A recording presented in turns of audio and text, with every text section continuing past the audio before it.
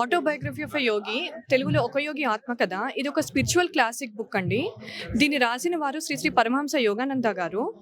ఆయన great self realised soul అండి. ఈ పుస్తకంలో మన కంట్రీ అసలు స్పిరిచువల్గా ఎంత గొప్పది అని తెలుసుకోవటానికి ఆ బుక్లో ఎంతో ఉంటుంది. ఆయన ఎంతో మంది మహానుభావుల్ని కలిశారు ఆయన లైఫ్లో. ఇది ఆయన జీవిత చరిత్ర.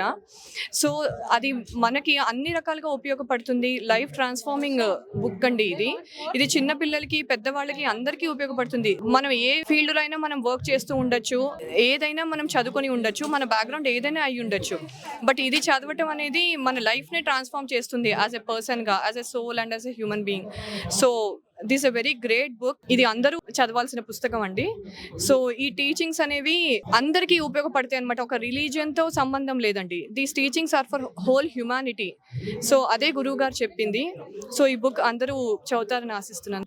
జనరల్ గా ఇలాంటి బుక్స్ చూసినప్పుడు ఇలా ఇవి అంతా ఎడ్యుకేషన్ బ్యాక్గ్రౌండ్ ఉన్న వాళ్ళు చదువుతారేమో, మాకు ఇవన్నీ వర్త్ కాదు అనే ఫీలింగ్ లో ఉంటారు కదా. సో వాళ్ళకి ఎలా చెప్తారు? అందరికి ఇది ఓన్ చేసుకునే అవకాశం ఉంటుంది. అందరూ చదవచ్చండి. ఇది చదువుతోనూ కూడా సంబంధం లేదండి. మనం ఇప్పుడు ఆడియో బుక్స్ కూడా అవైలబుల్ ఉన్నాయి. ఇప్పుడు ఎవరికైనా చదువురాని వారు కూడా మనం ఆడియో బుక్స్ విని మనం ఇప్పుడు దేవుడి గురించి తెలుసుకుంటామండి, వింటుంటాం, డిఫరెంట్ ప్రోగ్రామ్స్ చూస్తూ ఉంటాం.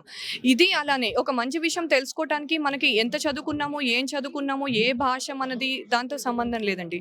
ఏ భాష వారైనా, ఏది చదువుకున్న వారైనా ఇవి ఇప్పుడు వినటానికి కూడా ఈ ఆడియో బుక్స్ కూడా అవైలబుల్ ఉన్నాయి. అలాంగ్ విత్ చదవగలిగిన వారు వాళ్ళకి కన్వీనియంట్ ఉన్న లాంగ్వేజ్లో ఆ బుక్స్ చదువుకొని వాళ్ళ జ్ఞానాన్ని పొందవచ్చు.